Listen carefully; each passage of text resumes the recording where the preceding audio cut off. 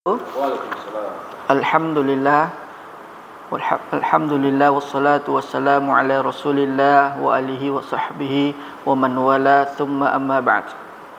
Ini adalah majlis yang ke-7 dalam mata kuliah Ulumul Quran.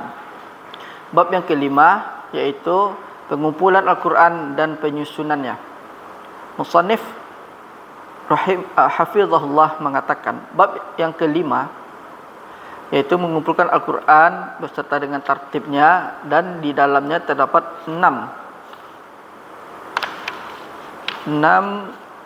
kaedah. Kaedah pertama adalah mengumpulkan Al-Quran pada zaman Rasulullah SAW dengan cara menghafal, yaitu di hati, di dalam dada, dan penulisan dan di dalam kitab. Kaedah yang kedua yaitu para penghafal Quran dari kalangan para sahabat ada 7 orang. Ubay bin Ka'ab radhiyallahu anhu, Zaid bin Thabit radhiyallahu anhu, Abdullah bin Mas'ud radhiyallahu anhu, Mu'adz bin Jabal radhiyallahu anhu, Salim bin Mu'aqil maula Abi Hudzaifah radhiyallahu anhu, Abu Zaid bin Sakan radhiyallahu anhu, Abu Darda radhiyallahu anhu. Kaedah keempat adalah Abu Bakar As-Siddiq radhiyallahu anhu mengumpulkan Al-Quran setelah peperangan Yamamah, menjadikan dalam satu mushaf yang disepakati, dan mengumpulkan, dan para sahabat juga mengumpulkannya. Dan kaidah yang keempat adalah Utsman bin Affan radhiyallahu anhu mengumpulkan Al-Quran di atas huruf per satu huruf setelah perselisihan di antara mereka di Armenia dan di Azerbaijan. Kaidah yang kelima yaitu penyusunan ayat-ayat dan surat-surat tauqif secara tauqifi.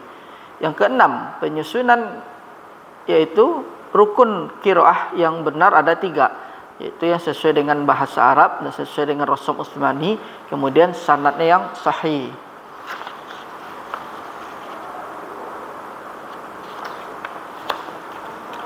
Asy-syarh, penjelasan, at-tamhid.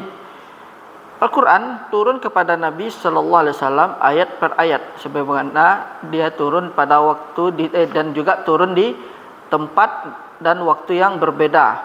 Yang porosnya adalah durasinya adalah durasi diutusnya Nabi sallallahu alaihi wasallam, yang mana yang telah kita lewati pembahasannya dalam nuzul Al-Quran secara terpisah-pisah, secara satu per satu, dan fase-fase turun Al-Quran dari Nabi SAW, dan turun sebagiannya dan terakhir sebagiannya sampai sebagian ayat sebagaimana telah kita lewati pada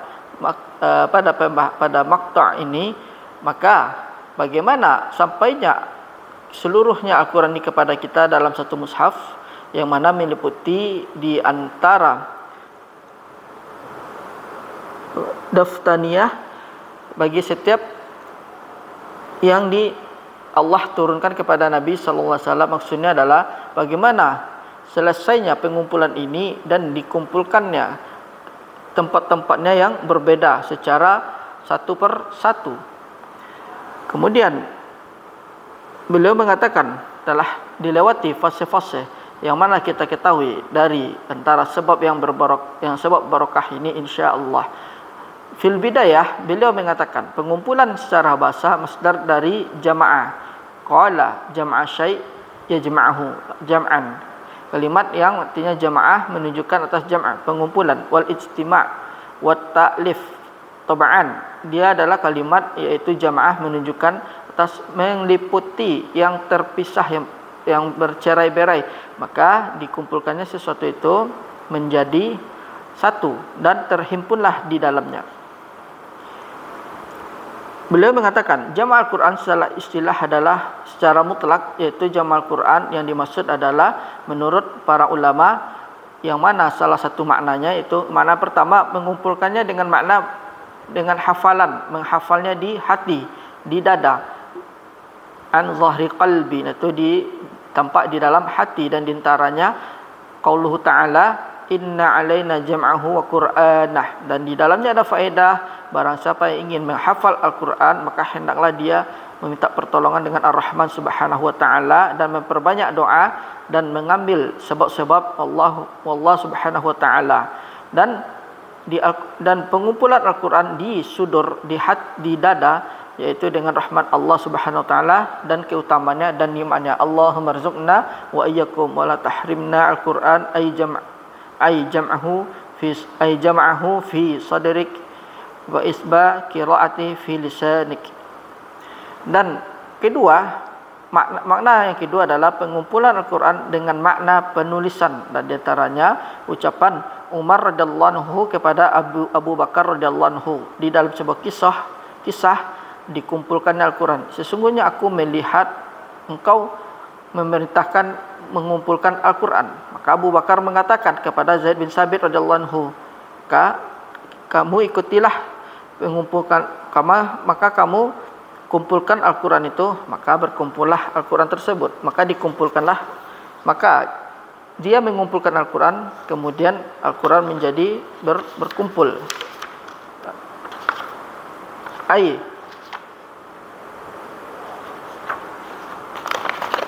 Uktubhu qauluhu, sebagian ucapannya, yaitu ucapan musannif, yang mana pengumpulan Al-Quran pada zaman Rasulullah SAW dihafal di dalam dada, yang jelas dengan Al-Quran, yang jelas bahwasanya Al-Quran ini dikumpul pada zaman Rasulullah sallallahu alaihi wasallam dengan dua metode. Metode pertama yaitu dengan menghafal di dada, sebagaimana Nabi sallallahu alaihi wasallam diturunkan kepada beliau, maka beliau membacanya kepada para sahabat, wa tuhmil kay yahfadhu lafdhahu, agar menyokong, mendukung dan membawa agar mereka menghafal lafaznya dan memahami maknanya. Dan Nabi sallallahu alaihi wasallam sangat keras penjagaannya dengan penghafalan Al-Quran, sampai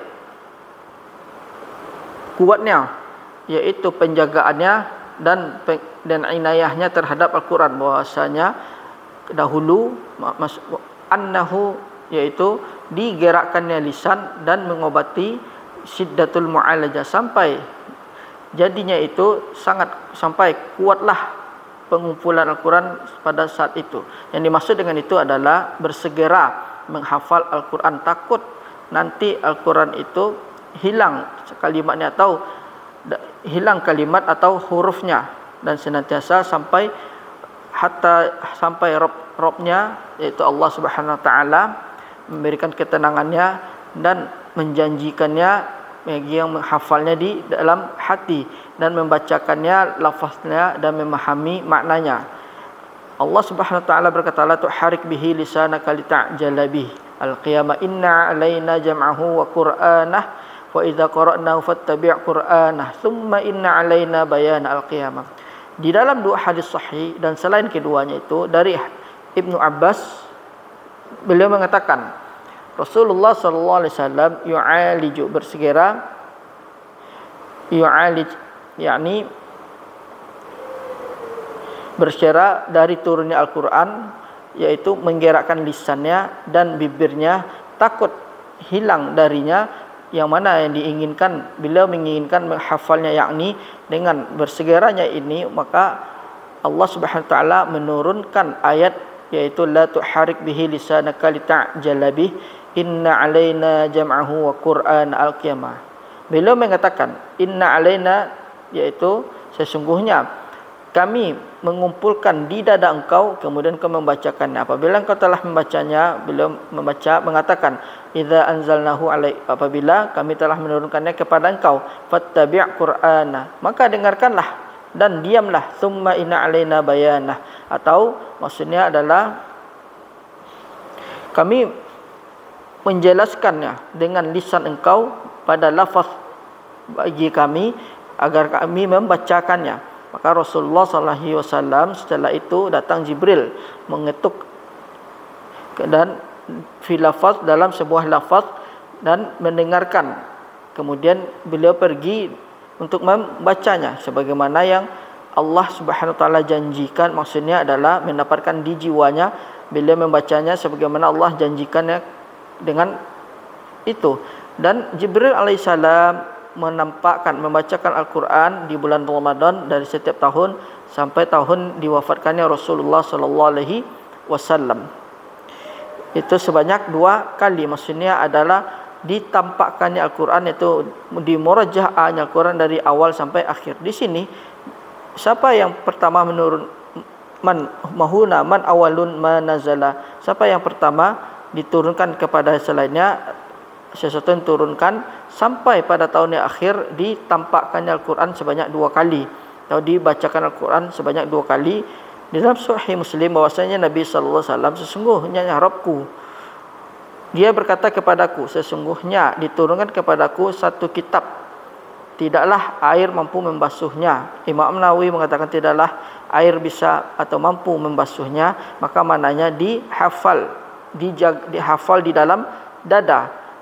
Dan ini satu persatu bisa mendapat, tidaklah Al-Quran itu akan hilang, akan tetapi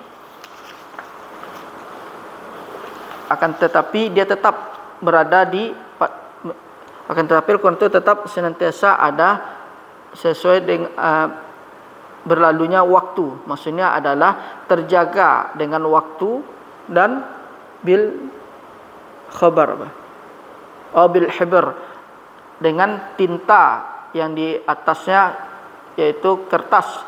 Dan apabila air berada di atasnya, maka air akan menghilangnya, menghapusnya. Apabila hari-hari melewatinya, azalat dia akan hilang. Akan tetapi kalau Al-Quran itu di dada para ahlul ilmi, sebagaimana yang Allah katakan, bal huwa ayatum bayyinatun fi suduril ladzina utul ilma al-kabut, Allahumma rzuqna wa iyyakum.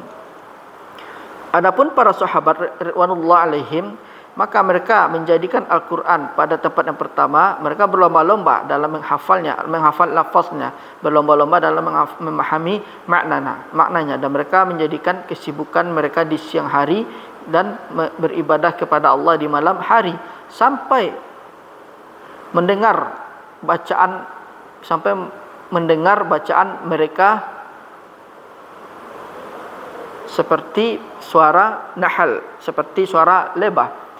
Kanu qalilan minal laili ma yahja'un wal bil ashari hum yastaghfirun. Dikatakan di rumah kaum muslimin diketahui pada malam hari dengan suara-suara ini, itu suara-suara bacaan Al-Quran di rumah-rumah mereka, yang mana keluarnya suara darinya seperti suara lebah, yang di setiap rumahnya itu dibacakanlah kitab-kitab Allah Ta'ala, maka mereka menjadi bahagia dan mereka menjadi baik, dan mereka wataqaddamu, dan mereka jadi orang yang terlebih, mereka jadi orang yang terdahulu. Allahumma alhiqna bihim ala khair waruddana ilal amal bi kitabika wa sunnah nabiyyika warzuqnal Qur'an ya rabbal alamin. Musannif mengatakan, dan penulisan di dalam sutur, di dalam sebuah kertas, atau metode yang kedua, penulisan di kertas atau di sebuah buku, maka tidaklah Nabi sallallahu alaihi wasallam mencukupkan dengan menghafal Quran dan membacakannya kepada para sahabat dan mereka menghafalnya, tetapi mengumpulkannya sampai kepada penulisannya dan mengikatnya di dalam sebuah kertas. Dan Nabi sallallahu alaihi wasallam memiliki satu kitab yang mereka menulisnya sebagaimana telah kita lewati.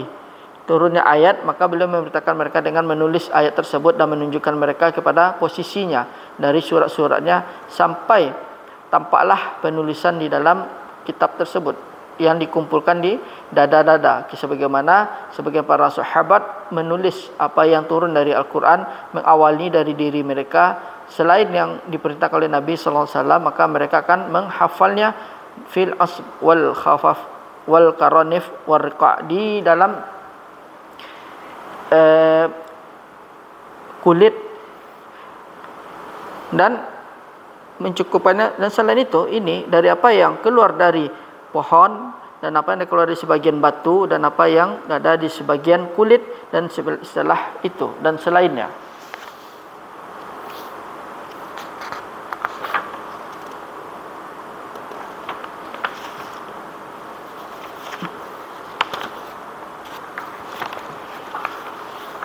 Oleh karena itu, musannif menjelaskan bahwasanya al-usb jamak dari asib, yaitu jaritan nakhal, yaitu pelepah kurma, yang mana mereka memotongnya dan menulisnya di ujungnya. Al-likhaf yaitu jamak lakhfah. Al-lakhaf jamak dari lakhfah, dan dia jamak lakhaf, dan dia adalah saf'al hijar raqaq, yaitu yang ada di batu. Wal karanif jamak dari karnafah, dan dia adalah usul sa'af al-ghilaz. Wal riqa' dia jamak dari ruq'ah, dia adalah potongan dari kulit, atau yang biasanya yang digunakan untuk menulis wahyu. Wal aktab jamak dari kutub, yaitu khashab, yaitu kayu yang diletakkan di punggung ba'ir, punggung unta, untuk menaikinya, yang dinamakan rahil ba'ir. Dan wal aktaf jamak dari katif, dan dia adalah alam, tulang yang tampak, yang mana dia aslinya itu punggung bahunya ba'ir atau domba, kambing, yang mana apabila dia kering maka mereka menulisnya. Maka subhanahu ta'ala mereka mempergunakan sesuatu ini dan mempergunakannya dan menulisnya di atas kebaikan apa yang telah ditulis, yang menunjukkan sepanjang adanya kesulitan yang mana mereka para sahabat menanggungnya di dalam penulisan Al-Quran. Dari sisi tidaklah kemudahan bagi mereka, yaitu mendapatkan peralatan penulis, alat-alat tulis, kecuali dengan wasilah ini. Maka mereka menambahkan penulisan kepada hafalan agar sempurnanya janji Allah Subhanahu wa taala dan ta'ala nafsih, dan yang ada sesuatu yang pasti pada dirinya, sebagaimana Allah katakan inna alaina jam'ahu wa qur'ana wa qawluhu inna nahnu nazzalna dzikra wa inna lahu lahafizun. Hufadzul Quran, para penghafal Al-Quran. Musannif rahimahullah, musannif hafizahullah mengatakan, para penghafal Al-Quran dari para sahabat itu ada 7. Mereka menghafal Quran secara sempurna, yaitu Ubay bin Ka'ab, Yazid bin Thabit, Abdullah bin Mas'ud, Mu'adz bin Jabal, Salim bin Mu'aqil bin Maula, Abi Hudzaifah, Abu Zaid bin Sakan, Abu Darda radhiyallahu anhum ajma'in. Musannif mengatakan, dulu Rasulullah SAW, para hufaz yang pertama yang menulis kitab Allah, kemudian para sahabat menghafal Quran dan menghafal mereka dan istri-istri, dan mereka menghafalkannya kepada istri-istri mereka dan anak-anak mereka, dan membacakannya dalam salat mereka di sepertiga malam, sampai terdengar suara mereka itu seperti suara lebah. Dan dulu Rasulullah SAW melewati rumah-rumah kaum Ansar, dan beliau mendengar kepada suara tersebut dengan bacaan di rumah mereka dari Abi Musa al-Asy'ari, bahwasanya Rasulullah SAW dulu, engkau melihatku di tengah malam dan engkau mendengar bacaanku, dan engkau memberi seperti mazamir, seruling di antara seruling Daud. Dan di Bukhari maka dikatakan juga Abu Musa, yaitu aku berkata, sekiranya aku mengetahui wallahi ya Rasulullah, bahwasanya engkau mendengar bacaanku di samping rumah lakat tahayyur, dan maksudnya adalah di sampingku mendengar Al-Quran dari rumahku, dan di dalamnya diperdengarkannya Al-Quran. Tidaklah aku mempersiap la yu'addu mimma yukhalif, termasuk yang menyelisih di dalamnya seperti itu, yang di sisinya adalah memperbaiki bacaan dari sebab dan memberikan manfaat dengan kepada mustami' yang mendengarkannya, kepada mustami' yang mendengarkan kitab Allah Subhanahu wa taala. Dan dari Abdullah bin Umar qala, aku mengumpulkan Al-Quran, maka aku membacanya setiap malam, maka sampai kepada Nabi sallallahu alaihi wasallam, maka beliau membacakannya pada satu bulan. Dan dari Abi Musa al-Asy'ari radhiyallahu anhu taala, beliau mengatakan bahwasanya Rasulullah sallallahu alaihi wasallam ini sesungguhnya aku mengetahui yaitu rifqata al-asy'ariyina bil lail. Ketika mereka masuk dan aku mengetahui rumah-rumah mereka dari suara-suara mereka dengan Al-Quran di malam hari, dan aku tidaklah melihat rumah mereka sehingga sampai mereka datang pada siang hari.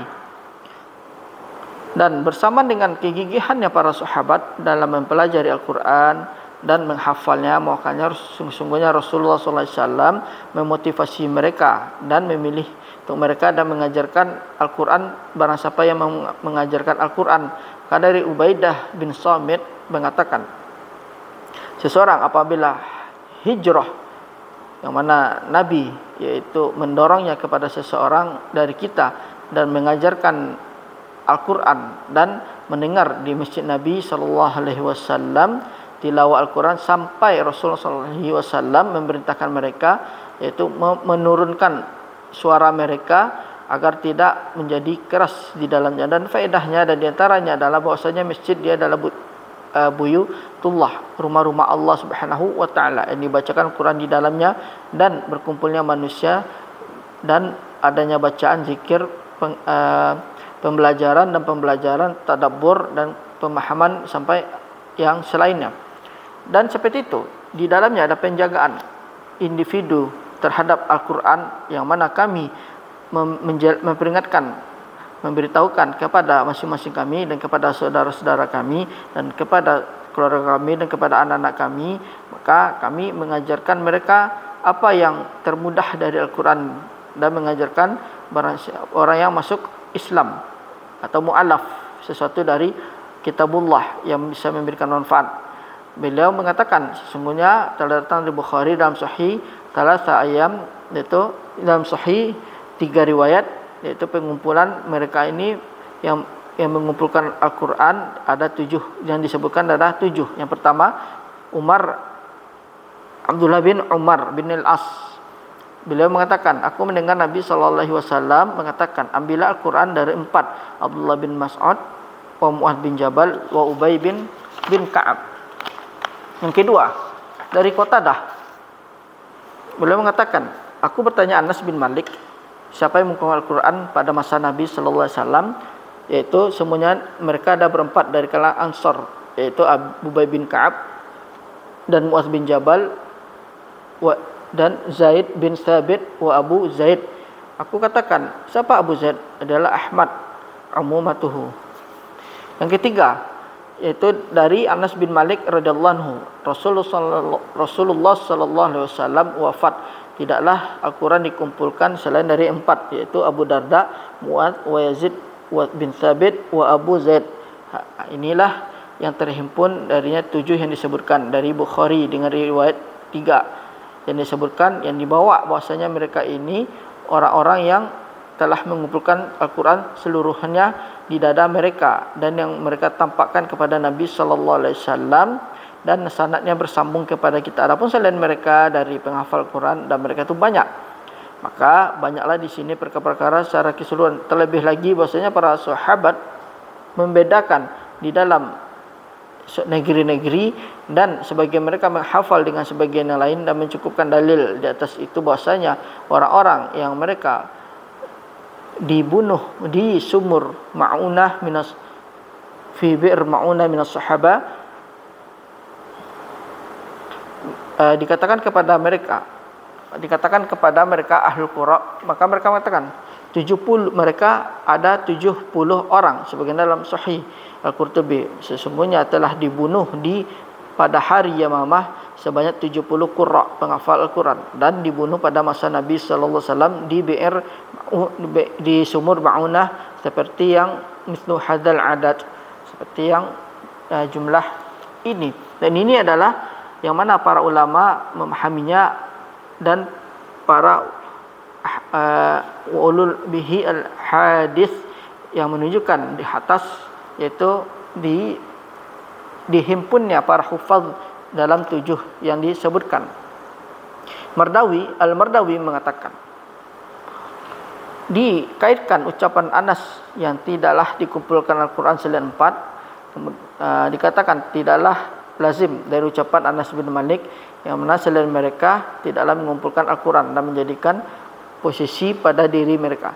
Seperti sebagaimana sesungguhnya penetapan bahwasanya tidaklah diketahui bahwasanya selain mereka yang mengumpulkannya, kecuali bagaimana menghimpun yang demikian itu dengan bersama dengan banyaknya para sahabat, dan mereka berpecah dan mereka tersebar di negeri-negeri, dan ini adalah tidaklah cukup, tidaklah sempurna, kecuali yang masing-masing dari mereka berjumpa dengan masing-masing lain dan mengkhabarkan dirinya bahwasanya tidak cukup baginya mengumpulkan pada zaman Nabi sallallahu alaihi wasallam. Dan inilah tujuan, yaitu dijauhi dalam wafiqatil bu'd.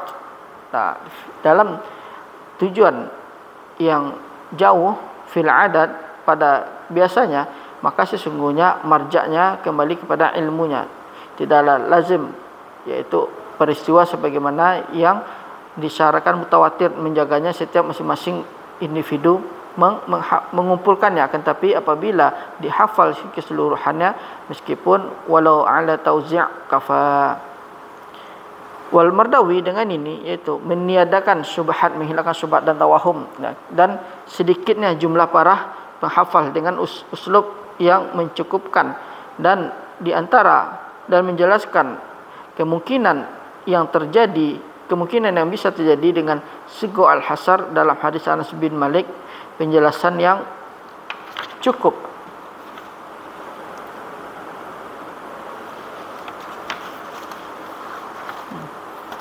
Maka Abu Ubaid menyebutkan di dalam kitab Qiraat Al-Qura, para pembaca dari para sahabat, maka dia terhitung dari kalangan muhajirin, yaitu Khulafaur Arba'ah, Talha, Sa'dan dan Ibnu Mas'ud, wa Hudzaifah, wa Salim, wa Abu Hurairah dan Abdullah bin Sa'ib, wal Ubadalah al-Arba'ah, yaitu Ibnu Mas'ud, Ibnu Umar, Ibnu Ammar, wa Ibnu Zubair dan Aisyah dan Hafsah dan Ummu Salamah. Dan di antara kaum Ansar dan Ubaidah bin Samit dan Mu'adz bin Jabal yang dikunyahkan dengan Aba Halimah, siapa? Dan yang juga mengumpulkan dan Majma' bin Jariyah dan Fadlah bin Ubaid dan Muslim bin Mukhallad wasarh bi anna, bahwasanya sebagian mereka yaitu melengkapinya setelah Nabi sallallahu alaihi wasallam. Maka para sahabat disebutkan Az-Zahabi di dalam Tabaqat Qurra bahwasanya jumlah dari para mereka itu adalah yang mana tampak kepada mereka, yang mana mereka menampakkannya kepada Nabi sallallahu alaihi wasallam dan bersambungnya sanad-sanad mereka kepada kita, dan adapun yang mengumpulkan dari kalangan mereka tidaklah bersambung sanad mereka fakasir. Maka ini banyak, dan di antara nas-nas yang jelas bagi kita bahwasanya penghafal Al-Quran pada zaman Nabi sallallahu alaihi wasallam mereka itu banyak, dan mereka bergantung terhadap hafalan dan penukilan dari kekhususan umat ini yang diberkahi, yang ditolong sampai hari kiamat. Allahumma rzuqna wa iyyakum.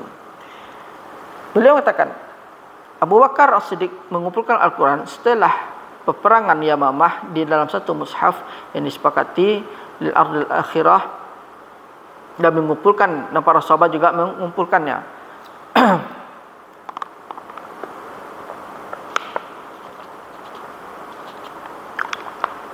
Yang pertama, mengumpulkan Al-Quran dalam mushaf secara utuh pada zaman Abu Bakar setelah perang Yamamah terjadi, kita dapatkan, maka dia adalah waqiah perperangan Jabha yang kita dapatkan, peperangan bersama Musailamah al-Kadzab, yang mana dia mengaku nabi dan dia dibunuh di perang tersebut, dan mulailah peperangannya dan diakhiri dengan 17 Hijrah, dan diakhiri pada bulan Rabiul Awal dari tahun ke-12 dari Hijrah.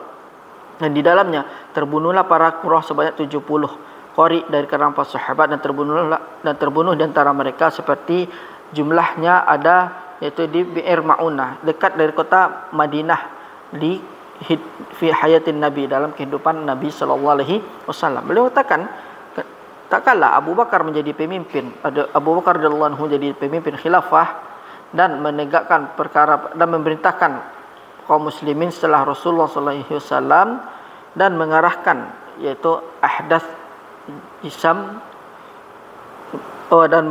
dan terjadilah peristiwa itu banyak yang keluar dari Islam dari kalangan orang Arab. Maka beliau mengumpulkan pasukan pada peperangan tersebut yang dinamakan peperangan Riddah, yang mana diantaranya di Yamamah. Fakana minha Yamamah, dan dia ada di daerah Yamamah.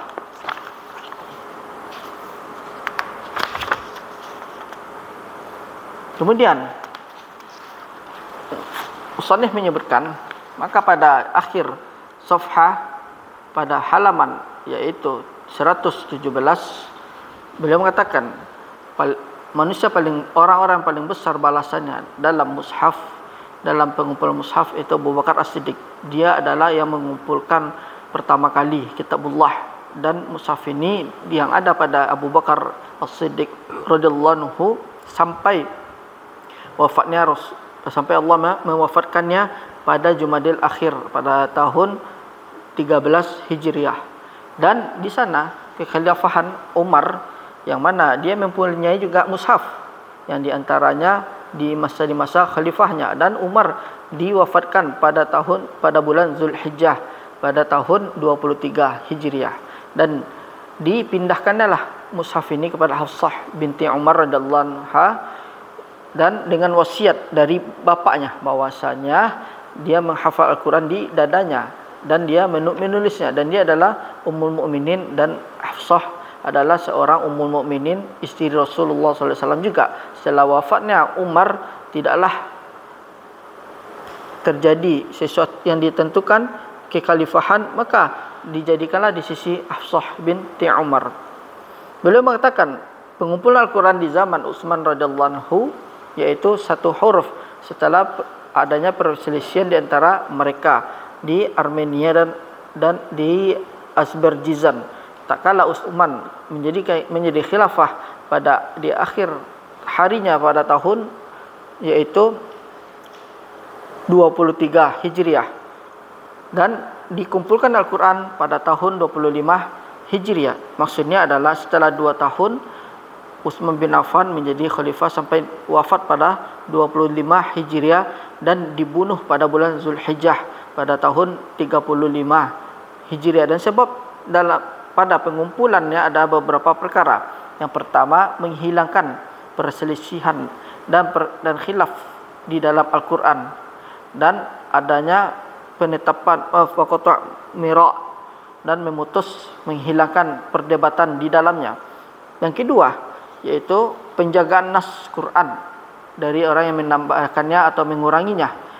Dan beliau mengatakan, dan demikianlah bahwasanya semakin luasnya futuhat, semakin luasnya dibukanya negeri-negeri Islam, maka masuk di dalamnya itu sakofah wawasan yang berbeda, yang mereka apabila bersatu pada sebagian tempat mereka berselisih dalam qiraah atau bacaan, maka tak kalah peperangan Armenia dan peperangan Azerbaijan dari kalangan Irak, dari penduduk Irak, yang mana peperangan di antara keduanya adalah Hudzaifah bin Yaman, dan dia melihat perselisihan yang besar, perselisihan yang banyak pada sisi-sisi bacaan, dan sebagiannya itu ada yang dengan lahan, dan sebagian mereka mengatakan dibacakannya syekhku membacakan seperti ini, dan dia mengatakan yang lain, maka dia membacakan syekhnya membacakan seperti ini, maka mereka menyelisihi. Maka datanglah Hudzaifah bin Yaman radhiyallahu anhu taala dan berkata kepada Utsman bin Affan agar orang-orang sampai tidak saling membunuh dalam perkara Al-Quran. Maka Umar berhenti di hadapan orang sambil berkhutbah dan mengatakan, salah satu dari kalian yang telah kami jelaskan kepada kalian sejak 13 tahun bahwasanya kalian orang-orang yang menyelisihi di dalam Al-Quran. Maka Utsman mengutus kepada Hafsah dan mengatakan, kirimkanlah kepada kami yaitu satu mushaf yang ada padamu, yang mana nuskhahnya pada mushaf yang lain, kemudian kami mengulanginya, kemudian kami akan mengembalikannya lagi kepadamu wahai Hafsah. Dan disebutkan Abu Ubaid dalam penulisan Qura dari para sahabat, maka termasuk dari kalangan para muhajirin, yaitu Khulafa Arba' wa Talha. Ini sudah tadi. Yang kedua, Qatadah.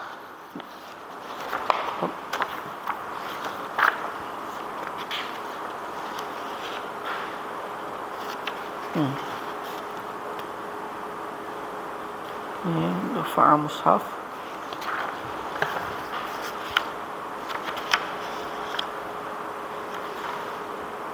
Nah, kemudian disebutkan bahwasanya pada di akhir Safa pada tahun 117, oh ini udah juga tadi maf'ul. Nah, kemudian mushaf dikembalikan lagi kepadanya mana yang ada di sisi Hafsah kepada Zaid bin Sabit dan kepada Qurshain yang tiga, yang mana mereka adalah Abdullah Quraisyain yang salatah, yang mana mereka itu adalah Abdullah bin Zubair, Sa'id bin As, Abdurrahman bin Haris bin Hisham. Dan dia berkata kepada mereka, sesungguhnya kalian berselisih dan Zaid bin Sabit pada sesuatu yang telah, maka kalian tulislah dengan lisannya Quraisy. Maksudnya adalah sebagaimana yang Quraisy ucapkan dan yang dikatakannya. Dan demikian itu bahasanya Zaid bin Sabit seorang Ansari. Apabila di dalam satu ayat kebanyakan dari bacaannya yang mana mereka menulisnya yang tidak ada nukotnya, tidak ada titiknya, maka ditulisnya dengan satu rasam untuk dibawa kepada seluruh qura. Maka setelah berakhirnya itu Zaid bin Sabit dan ketiga orang dari Quraisy yang dari pengumpulannya, mereka memanuskripkannya dalam mushaf. Dan mulailah Utsman bin Affan radhiyallahu anhu memulai mengirim manuskrip dari mushaf yang mana telah dikumpulkan satu huruf sampai kepada Ansar dan membakar yang selainnya dari mushaf-mushaf yang lain. Para sahabat mengumpulkannya pada waktu hadir dan pada waktu fil hudur dan ridha, dan disepakati wal muwazarah pada Utsman bin Affan, yang mana mereka lakukan orang-orang mengumpulkannya dalam satu mushaf dari Su'aid bin Ghaflah. Dia berkata, janganlah kalian katakan pada Utsman kecuali kebaikan, demi Allah apa yang dia lakukan dan dia perbuat pada mushaf kecuali yang telah dia tulis dari kami. Dia mengatakan, tidaklah kami mengatakan pada bacaan ini yang telah sampai kepada kami bahwasanya sebagai mereka mengatakan sesungguhnya bacaanku yang lebih baik dari bacaan kau, dan ini hampir saja menjadikan sebuah kekufuran. Kami katakan pada apa yang kamu lihat, dan dia berkata, aku melihat bahwasanya orang-orang mengumpulkan dalam satu mushaf, maka tidaklah terjadi perbedaan atau perselisihan. Kami katakan demi fa ni'ma ma ra'ait, maka ini adalah sebaik-baiknya apa yang telah aku lihat. Pertanyaan, apakah di sana ada perbedaan di antara pengumpulan Al-Quran di zaman Abu Bakar radhiyallahu anhuma? Beliau mengatakan di sana ada banyak perbedaan-perbedaan di antara yang dikumpulkan Abu Bakar dan di Utsman radhiyallahu anhuma. Perbedaan pertama yaitu al-ba'its, yaitu diberikannya yaitu pada Abu Bakar, kemudian dengan mengumpulkannya dan tidaklah hilang. Adapun al-ba'its itu yang diutus diberikan yang ada pada Utsman, yang telah menetapkannya, telah menghilang inda Utsman al-qada' ala tanazu' ikhtilaf baina sahabat, terjadinya yaitu perselisihan di antara para sahabat dalam bacaannya. Perbedaan kedua yaitu pengumpulan pada Abu Bakar, yaitu lamma kana mufarraqan, itu secara terpisah-pisah. Adapun pengumpulan di zaman Utsman bin Affan yaitu satu nuskhah, satu manuskrip dari mushaf yang mana Abu Bakar telah menulisnya, akan tetapi di atas satu huruf dan bukanlah di atas huruf-huruf yang 7 sebagaimana dalam mushaf Abu Bakar. Dan perbedaan ketiga adalah pengumpulan di zaman Abu Bakar, yaitu disusunnya ayat-ayat dan pada surat. Kemudian para ulama di antara berbeda dalam penyusunan surat. Apakah dia itu penyusunnya sendiri, ada yang sampai sekarang atau tidak? Adapun yang dikumpulkan oleh Utsman, maka penyusunnya ayat dan suratnya ini alamahu alaihi al-an, sebagaimana yang ada pada sekarang.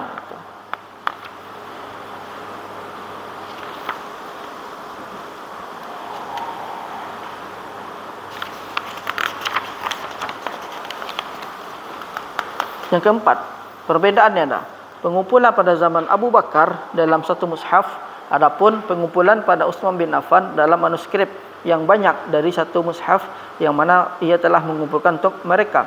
Musannif mengatakan urutan ayat dan surat yaitu secara tauqifi.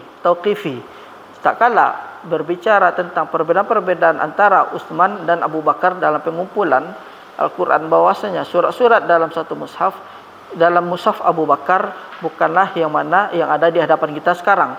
Apabila ada pertanyaan bagaimana penyusunannya, penyusunan ayat, maka beliau mengatakan penyusunan ayat dan surat-surat secara tauqifi, yang mana telah disepakati bahwasanya penyusunan ayat ini dalam satu surat yang mana tauqif dari Nabi sallallahu alaihi wasallam.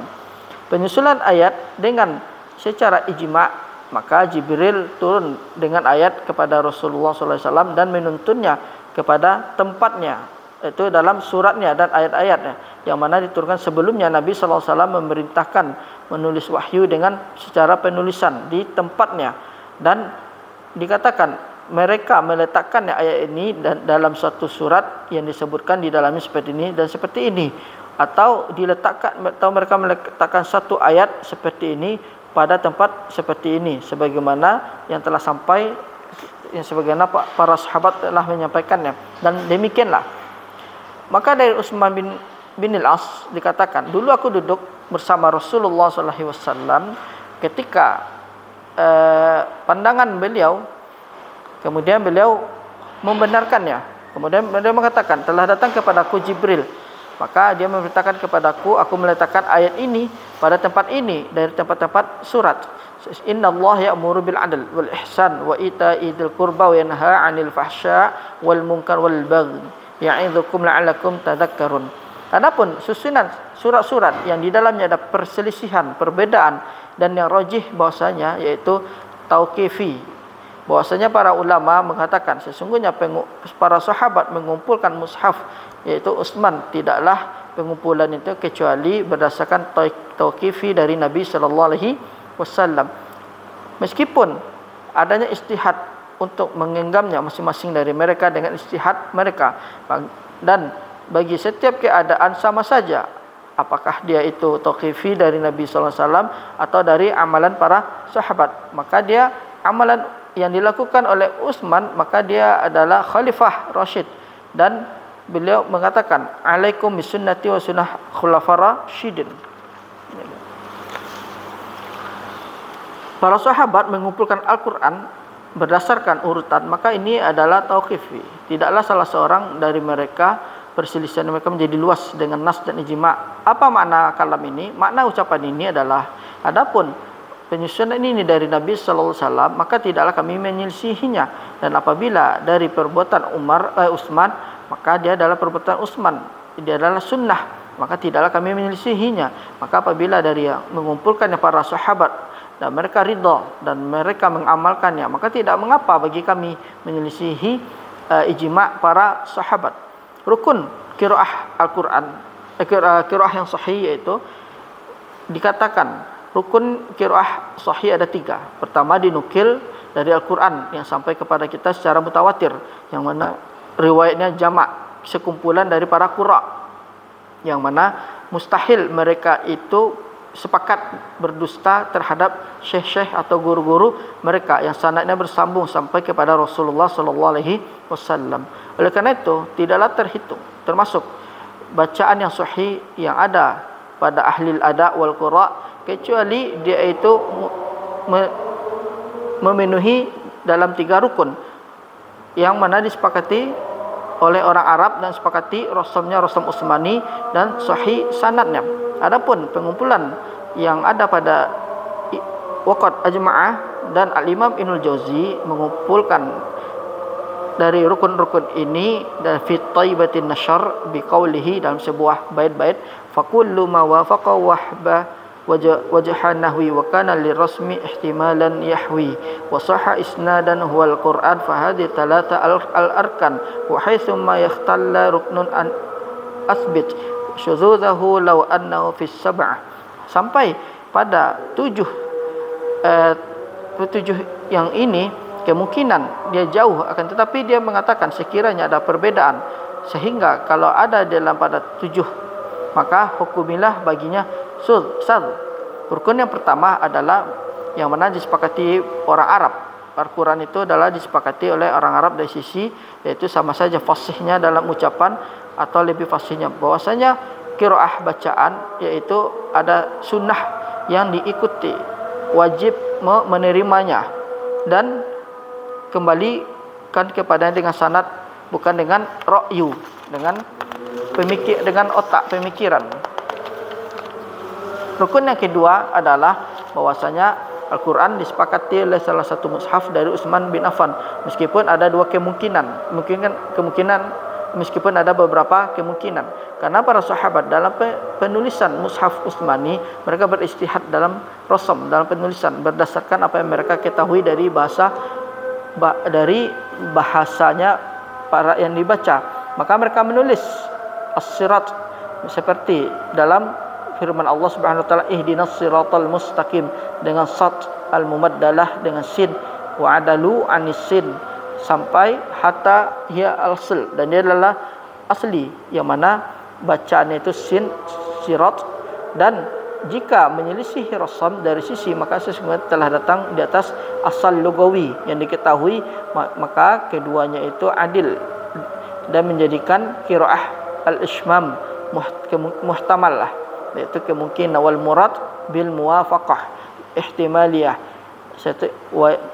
Al-ishmam yaitu maksudnya adalah baina sad dan sin, dan masuk maksud yang disepakati yaitu yang kemungkinan yang mana dari sisi bacaan ini Maliki Yaumiddin engkau dapatkan bahwasanya di sana ada alif al-khanziriyah setelah mim, maka sesungguhnya dibaca Malik yang berubah kepada alif maddiyah, maka lafaz Malik ditulis pada keseluruhan mushaf dengan dihapusnya alif, maka dibaca Maliki Yaumiddin, dan ini adalah yang disepakati oleh rasam penulisannya secara tahqiq, dan dibacakan Malik yang berdasarkan kemungkinan, dan ini adalah selain itu dari contoh-contohnya. Dan contoh yang disepakati perselisihan bacaan rasam yang meringankan, yang mana kalian mengetahuinya dengan ta dan ya, yakni ta'lamun, ya'lamun, yaghfir lakum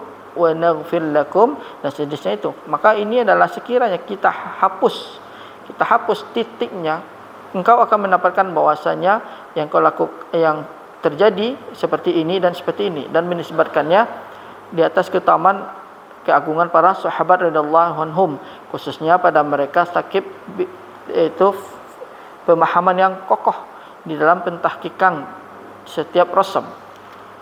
Rukun yang ketiga adalah bacaan ini yang sebagaimana itu yang sahih sanadnya itu lebih diutamakan, yaitu mutawatir sanad, karena bacaan itu sunnah yang diikuti, maka bergantung padanya selamatnya penukilan dan sahihnya riwayat. Dan kebanyakan bahasa Arab mengingkari, tidaklah bahasa Arab itu mengingkari bacaan dari bacaan yang keluar darinya, yaitu qiyas atau lemahnya dalam bahasa. Spam. Kemudian tidaklah dia itu menopang, tidaklah wa yahfil aimatul qurra, tidaklah para aimatul qurra itu sepakat untuk mengingkarinya sesuatu, dan di sana para yang sahih sanadnya aku menganggapnya sesungguhnya dia adalah fid dhabit, dalam yang tepat dan akurat, yang penukilannya dengan secara mutawatir. Dan ucapan yang sahih sanadnya dan ucapan, dan beliau mengatakan sahihnya sanad dan mencukupkan, maka yang lebih utama di dalam Al-Quran adalah dikatakan, beliau mengatakan sahih sanadnya dan secara mutawatir. Kemudian ditutupnya dengan sesuatu dari bab al-latafah, yaitu secara ditulis. Dikatakan huruf sab'ah dan qiraat sab'ah dalam dua sahih dari Abdullah bin Nilqari mengatakan, aku mendengar Umar bin Khattab mengucapkan, sami'tu Hisham bin Hakim, aku mendengar Hisham bin Hakim bin Hizam membaca surat Al-Furqan di atas selain itu, dan apa yang aku baca, maka Nabi SAW membacakannya, maka hampir saja aku menyegerakannya, bahwasanya mereka dahulu salat kemudian mereka mengabaikannya sampai mereka berpaling. Kemudian summa zababtu dengan ra, kemudian dia bercampur dengan birriddah, yakni menjadikannya labbah min sadrihi. Maka aku datang kepada Nabi sallallahu alaihi wasallam berkata, wahai Rasulullah, sesungguhnya aku mendengar ini, yaitu dia membacakan surat Al-Furqan di atas selain itu, yang apa engkau telah membacakannya. Nabi sallallahu alaihi wasallam, kirimkanlah kepadanya, maksudnya tinggalkanlah dia, bacalah, maka bacalah qiraah yang mana engkau telah mendengarnya, yang mana dibacakan seperti ini, yang mana Nabi sallallahu alaihi wasallam membacakan seperti ini yang diturunkan. Kemudian dia mengatakan, bacalah, maka aku membacanya. Kemudian beliau mengatakan, seperti ini diturunkan ayat ini, yaitu Al-Quran, yang mana diturunkan kepada 7 huruf, maka bacalah yang mudah bagimu. Dikatakan para ulama berselisih dalam huruf sab'ah, apakah dia 7 bahasa atau 7 dari sisi yang lain, dan dari perkara dari satu perintah dan larangan dan janji dan ancaman. Yang benar adalah bahwasanya 7 lugah dan lajah bahasa orang Arab, dan ini adalah yang mana yang Allah mudahkan kepada hamba-hambanya di dalam awal munculnya Islam, yang mana Al-Quran turun dengan huruf dan bahasa dan lahjah, dan yang mana orang Arab berbicara dengannya secara keseluruhan sampai memudahkan, sampai Al-Quran itu memudahkan bagi mereka untuk masuk Islam. Dan bacaan Al-Quran dan pun bacaan, maka dia adalah dari beberapa sisi dan metode untuk mencukupi pengucapannya dan metode untuk menerapkannya, dari yang berat, yang ringan, imalah dan selainnya, dan tafkhim yang berat seperti as-salah, al-imamah, Musa, imalah kubra wa sugra, dan mengumpulkannya pada satu huruf. Demikianlah dihapusnya hamzah dan dipindahkannya harakat-harakat kepada sukun sebelumnya, sebagaimana mereka katakan al-ar dengan penisbatan hamz, wal al-ar dihapusnya hamzah dan dinukilkannya fatihah sampai ke lam. Dan yang sahih sanadnya adalah satu huruf, dan ini adalah di atas yang sahih di antara perkataan-perkataan para ulama.